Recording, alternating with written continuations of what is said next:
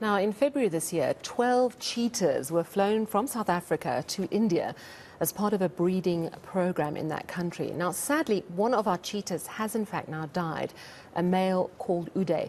He was being kept at the Kuno National Park in Madhya Pradesh state. The cause of his death is still being determined, but his demise comes actually less than 2 months since a female cheetah, also in the same area, who'd been imported from Namibia, also died. It's understood that she had kidney failure. Of course, there's now concern about the safety of our animals as they're moved across the world to support various breeding programs.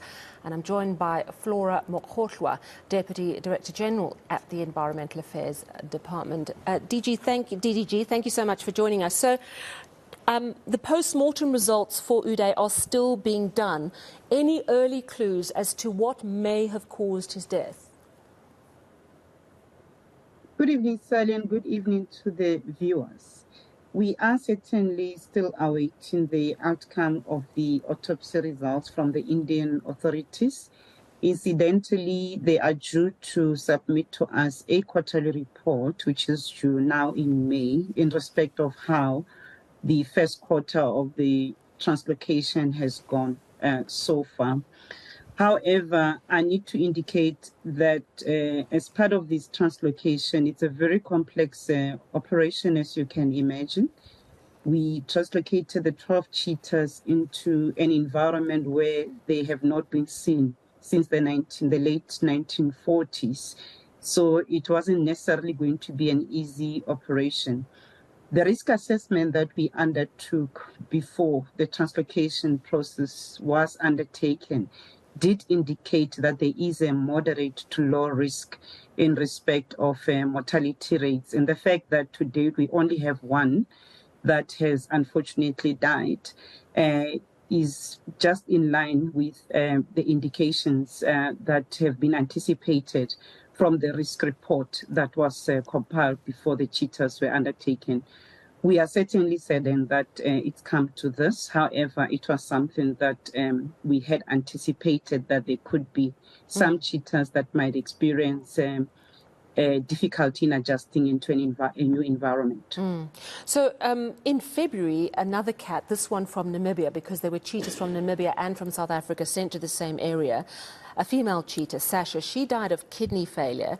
Have vets been able to rule out any link between the two deaths of the Namibian cheetah and now the South African cheetah? I mean, possibly, could it be a viral infection that caused the kidney problems, or, you know, could there be a similar viral problem, for example?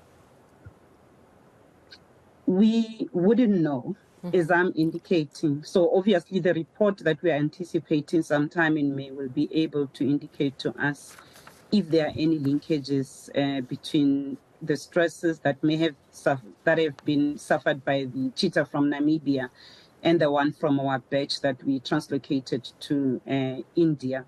And therefore, I think the report is going to be quite interesting in the sense that it will start to give us, at least at a scientific level, some of the early indications of what could be other risks that we can anticipate as this translocation program evolves over a number of years. As you may be aware, it's a 10-year program that we are committed to. Sure. Sorry to jump in. I'll get back to that.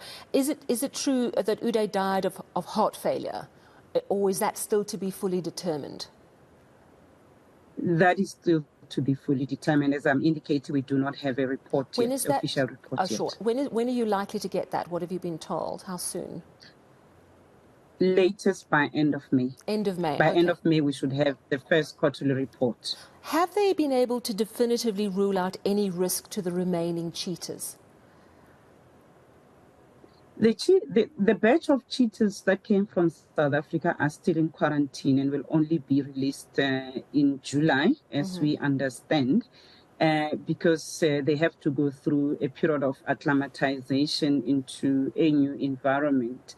And this obviously is a project that is linked to some research that is undergoing. So we are very much interested in the quarterly report, but also the type of research that may come out of this, because this is quite a very complex operation that we engage in between South Africa and India. and obviously with Namibia being within the same climatic zone as we are also.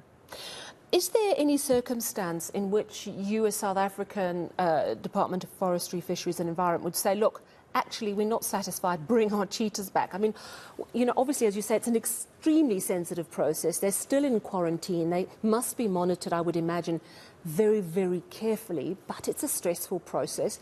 They are prone to pathogens, perhaps, that they're not having, have not been exposed to here in South Africa. Is there any circumstance in which you might just say, look, rather bring them back?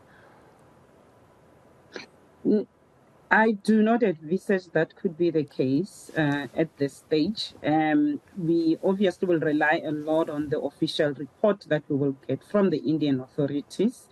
I think it will be a project in vain if we were to say to them, bring back our cheetahs. We would rather, because India is a range state, it's what we consider as a range state in terms of cheetahs, as cheetahs have been there before. And therefore, we would like to believe that as South Africa, we will continue to contribute to conservation efforts in range states such as India and elsewhere in other countries, and also to share further scientific capabilities and expertise that we will be having. And therefore, we will rely a lot on what work that they are doing on the other side. Obviously, the scientists that were responsible for the does South Africa get paid for the cheetahs, or is it all sort of like a scientific, environmental sort of exchange program? Not the government directly. The translocation process was facilitated by a private company. So obviously the Indian authorities had paid that particular company for the translocation costs and the permit costs thereof. Okay. And this was done within the purview of the MOU that we have with the Indian government. Yeah, so it's all for a good cause to try and help them reintroduce cheetahs. Obviously, there is some risk to our animals, but I guess we'll chat again perhaps towards the end of May when that report comes out. And thank you so much for your time this public holiday. That, of course, is Flora Mokgohloa, Deputy Director General at the Environmental Affairs Department. Now, still to